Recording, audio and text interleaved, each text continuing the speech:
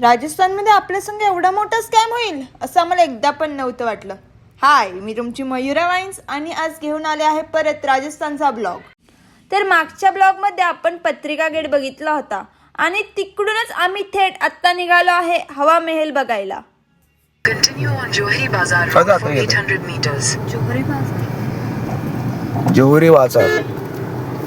कशा आहे, डिझाईन कशा आहे? महल अमेर समोर आहे, समोर आमिर. सर तर नीट पकड. अरे मित्रांनो, ये देखो, ये सब पिंक पिंक क्यों है? ओके, तर मग आता आम्ही त्या गाडी पार्किंगला लावून पुढं थोडंसं चालत जाणार आहे. आय थिंक हे थोडं जवळच असेल, पण जर जवळ नसेल तर आपण रिक्षा पण घेऊ, कारण आम्हाला इथं खूप जास्त गर्दी दिसतीये. इथं त्यांनी पार्किंगचे 50 रुपये चार्ज केले आमच्याकडून, पण खरा स्कॅम हा आमच्या संग इथंच झालेला आहे, जो मी तुम्हाला शेवटी सांगल.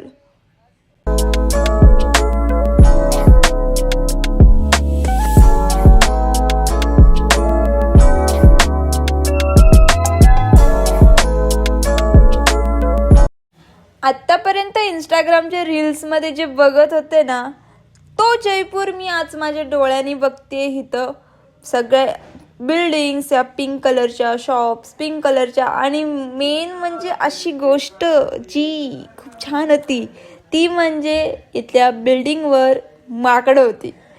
प्रत्येक बिल्डिंगवर माकडं, त्यांची छोटी छोटी पिल्लं अशी लटकलेली आणि ते चालले होते. इथून हवा महल खूपच लांब असल्यामुळं आणि खूप जास्त गर्दी असल्यामुळं शेवटी आम्हाला रिक्षा करावीच लागली. पण काही जास्त महाग नव्हतं बरं का, 20-20 रुपये घेतले त्याने पर पर्सनचे, आणि आम्ही रिक्षामध्ये बसून शेवटी निघालो हवा महलसाठी. मला तर खूप उत्सुकता होती, आणि एक सांगू, रिक्षामध्ये बसून जे हा पिंक सिटीचा नजारा होता ना, पर्सनली मला खूप जास्त आवडला. खूप सुंदर असं हे दृश्य होतं. तुम्ही पण कधी जयपूरला येताय तर तुम्ही हा अनुभव नक्कीच घेसाल.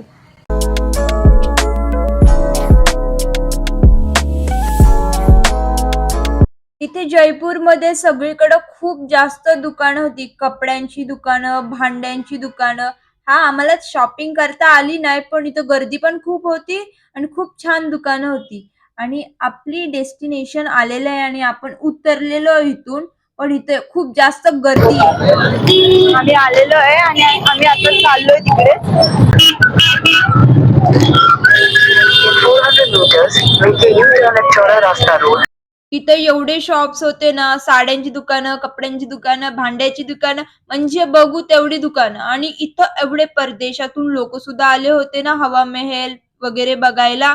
आणि आम्हाला शॉपिंग का नाही करता आली याचं रिझन मी तुम्हाला हे सांगते, कारण पप्पा ना पुढे पळून गेले होते, कारण पप्पांना माहिती होतं आम्ही शॉपिंग करायला थांबतोय. पण आपण हवा महलच्या आतमध्ये एंट्री केलेली आहे, पण भाई साहब इथे एवढी गर्दी आहे की नाही. आता 4 वाजलेले आहेत आणि इथे एवढी गर्दी आहे काय सांगू. आम्ही आतमध्ये आलेलो आहे. त्यांनी विचारलेला गाईड वगैरे हवाय का, पण आम्ही काही गाईड वगैरे घेतलेला नाहीये.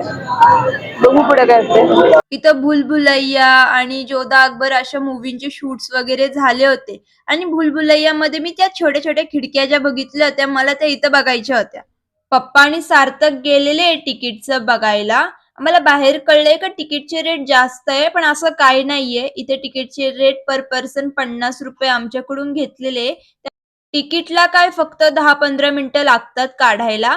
पण इथं बघू शकता तुम्ही खूप जास्त गर्दी आहे, आणि आता 4-4:30 झालेले. सकाळपासून काहीच खाल्लेलं नव्हतं, त्यामुळं ठरलं की आधी पेट पूजा करणं गरजेची आहे, त्याशिवाय काय आतमध्ये जाता येणार नाही आपल्याला. पेटपूजा करण्यासाठीच हवा महलच्या बाहेरच खूप सारे शॉप आहे, तर तुम्ही तिथून खाऊ शकता. आम्ही तिथूनच ब्रेड पकोडा घेतला, ज्याला तिथे वेगळं नाव होतं, पण खरं सांगायचं बोललं तर ते खूप महाग होतं, त्यामुळे येता येता बाहेरूनच खाऊन या.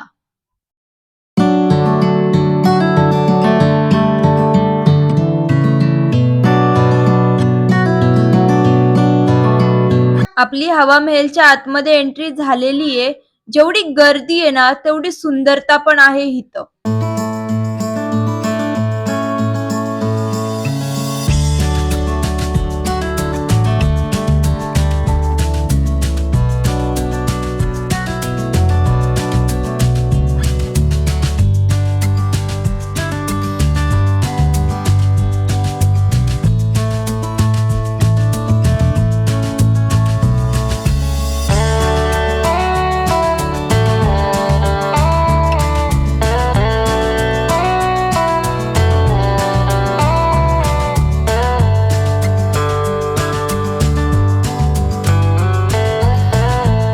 हवा महल एवढा मोठा आहे ना की इथे ऍटलिस्ट 3 ते 4 फ्लोअर आहेत आणि आता आपण फर्स्ट फ्लोअरला चाललेलो आहे.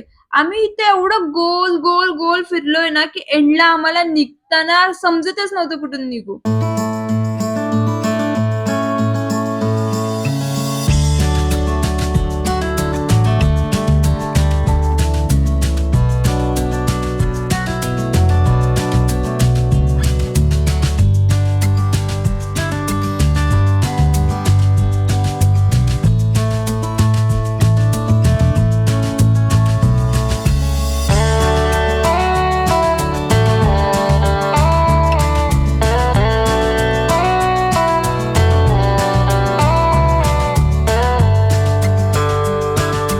मित्रांनो, जर हवा महल बद्दल थोडक्यात सांगायचं म्हटलं तर 18व्या शतकात महाराज सवाई प्रताप सिंह यांनी हा महल बांधला होता. आणि जर तुम्ही नीट बघितलं ना तर ह्याचा आकार भगवान श्रीकृष्णाच्या मुकुटासारखा आहे. आणि सगळ्यात जास्त चर्चा होते ती म्हणजे इथल्या खिडक्यांची. याच्या एका इमारतीमध्ये तब्बल 953 खिडक्या आहेत. आता प्रश्न पडतो की एवढ्या खिडक्या का बरं? तर त्या काळी राजघराण्यातील महिलांना बाहेर जाण्याची परवानगी नव्हती. तर बाहेर काय चाललंय, सण उत्सव आणि शहरातली गजबज त्यांना बघायची असायची. त्यामुळे ह्या खिडक्या बांधल्या गेल्या. विशेष म्हणजे बाहेरचा कोणताही व्यक्ती आतमध्ये काय चाललंय हे बघू शकत नव्हता. पण आतला व्यक्ती बाहेर चाललेलं स्पष्टपणे त्याला ते दिसायचं. काय डोकं लावलेलं रावत्यांनी पण. तर मित्रांनो, आपण आता चाललेलो हवा महलच्या सेकंड फ्लोअरला. इथल्या सीड्या खूप पातळ पातळ आहे आणि मेन म्हणजे या फ्लोअरला विचित्र मंदिर असं पण म्हटलं जातं.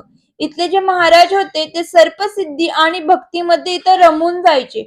आणि मेन म्हणजे या फ्लोअर वरून जो नजारा दिसतो तो खूप सुंदर असा नजारा दिसतो.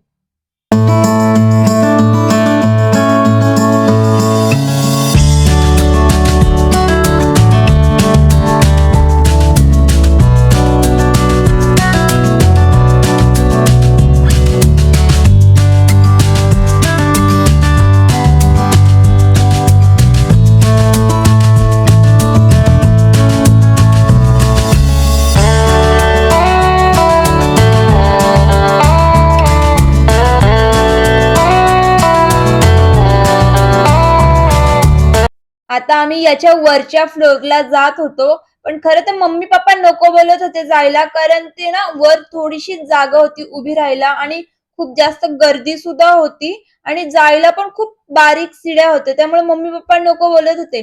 पण सार्थक वर गेलता तर मला तर जाणं होतच. पण एवढी काही वर गर्दी नव्हती. वरून जो सीन दिसत होता, वाव, तुम्ही बघू शकता.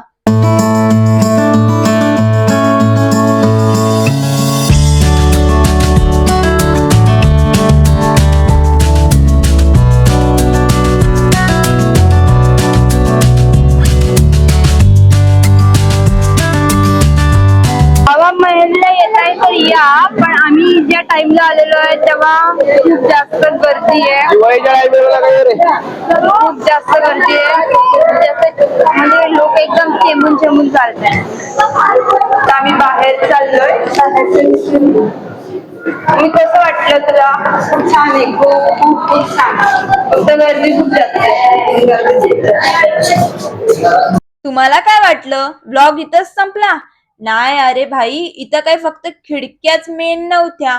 इथं बाहेर जाण्यासाठी पण आम्ही जो रस्ता शोधत होतो आणि गोल गोल फिरून तिकडच येत होतो. आमच्या संग बरेच लोक होते, त्यांना पण रस्ता नव्हता भेटत. तर मला एक कळलं की त्या खिडक्याच नव्हे तर बाहेर पडण्याचा जो मार्ग आहे त्यामध्ये पण खूप ऍडव्हेंचर आहे. आम्ही आणि आमच्या संग खूप सारी लोक आम्ही मार्ग शोधत शोधत शेवटी कसे बसे करून बाहेर पडलोच. पण कोणत्या तरी नवीन प्लेस वर आलो आणि विदाऊट शॉपिंग गेलो असं कधी होणार आहे का? अजिबात नाही. आम्ही इथं शॉपिंग ही केली आणि पुढच्या प्रवासासाठी पण निघालो. आता पुढचा ब्लॉग येणार आहे तोही जयपूर मधलाच असणार आहे. त्यामुळे तुम्ही मला सबस्क्राईब करून ठेवा, लाईक करून ठेवा आणि बेल आयकॉन वर क्लिक करायला विसरू नका. भेटूया पुढच्या ब्लॉग मध्ये.